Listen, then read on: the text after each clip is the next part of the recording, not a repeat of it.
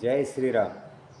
మన లైఫ్ ఎటుపోతున్నది, మన జీవితం ఎటుపోతున్నది, ఒక్కసారి తిరిగి ఆలోచిస్తున్నాం. మనం తిరిగి ఆలోచించాలి. ఎందుకంటే మన జీవితాన్ని మనమే సరిదిద్దుకోవాలి. మన జీవితంలో మనం సరిదిద్దుకోకపోతే ఏ విధంగా ఉంటుంది?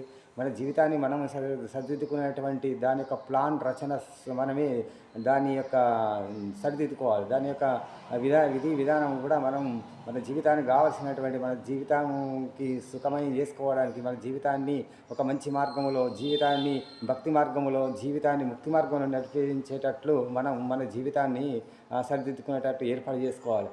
దేని గురించో ప్రతి ఒక్క దాని గురించి, ప్రతి ఒక్క విషయం గురించి, ఆ వస్తువుల గురించి అయినా కానీ ఇది బాగుండాలని దాన్ని పరిశోధన చేస్తాం. దాని గురించి ఎన్నో విధాల సాయశక్తుల ప్రయత్నిస్తాం. దాని మీద శ్రద్ధ తీస్తాం, భక్తి తీస్తాం. అదేవిధంగా మరి మన మీద మనం ఎందుకు తీసుకుంటలేం? అసలు మనకు మనకు భక్తి జ్ఞాన వైరాగ్యాలు కలగాలి. మనం భక్తి వైరాగ్యాలు కలగాలంటే మన లోపల ఒక భక్తి అనే బీజం కలగాలి. ఆ భక్తి అనే బీజం మనకు ఎప్పుడైతే కలుగుతుందో మనం లోకంలో ఆనందంగా హాయిగా ఉండగలుగుతాం, ఒక మంచి పేరుతో ఉండగలుగుతాం.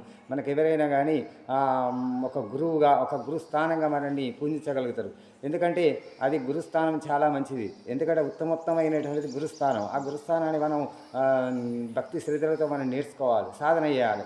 సాధన అయితే ఈ ప్రపంచంలో సాధ్యం కానిది ఏది లేదని మనకు చరిత్ర చెప్తున్నది. చరిత్ర అంటే ఏంది? సనాతన ధర్మమే చరిత్ర. మన సనాతన ధర్మం ఏం చెప్తున్నది? మన సంస్కృతి ఏం చెప్తున్నది? మనకు కొన్ని ధర్మాలు నియమించింది. ఏ విధంగా కుటుంబంలో ఏ విధంగా ఉండాలి, ఉద్యోగంలో ఏ విధంగా ఉండాలి, నలుగురిలో ఏ విధంగా ఉండాలి, 10 మందిలో ఏ విధంగా ఉండాలి, మనం ఏ విధంగా ఆచరించాలి, మనం ఆచరించేటువంటి విధానాన్ని మనం ఏ విధంగా నేర్చుకోవాలి, మన పిల్లల పట్ల ఎట్లుండాలి, పెద్దల పట్ల ఎట్లుండాలి, మనకు అన్నీ ఇవన్నీ మనకి సనాతన ధర్మమే చెప్తున్నది. సనాతన ధర్మం అంటే ఏంది?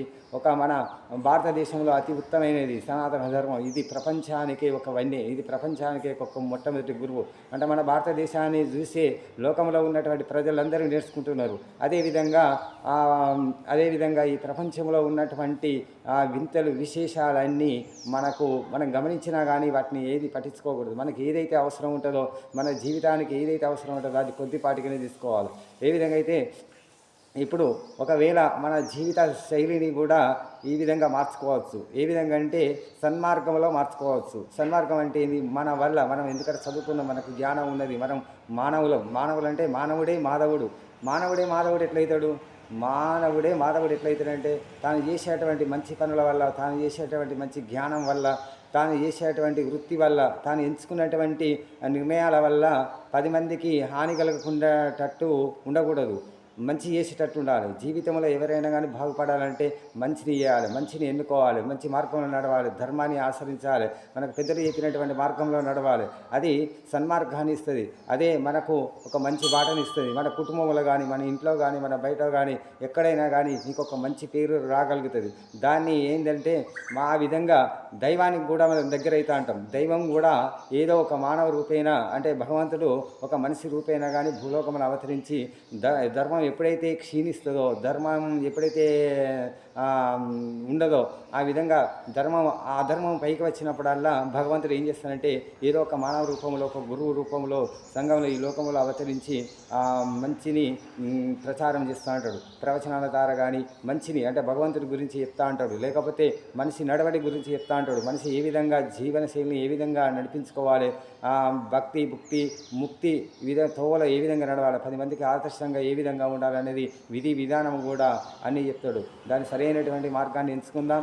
జీవితం అతి చిన్నది. మనకు తక్కువ సమయం ఉన్నది. తక్కువ సమయంలోనే మనం మంచిని ఆశ్రయించాలి, మంచిని ఎన్నుకోవాలి, 10 మందికి ఆదర్శంగా ఉండాలి, తనను తాను తెలుసుకోవాలి. నీలో ఉన్న నీవు అంటే నాలో నేను అంటే నేను ఎవరిని అంటే ఈశ్వరుని యొక్క అంశస్వరూపాన్ని. కాబట్టి ఆ దైవత్వాన్ని తెలుసుకొని భగవంతుని యొక్క అనుగ్రహం పొందాలి.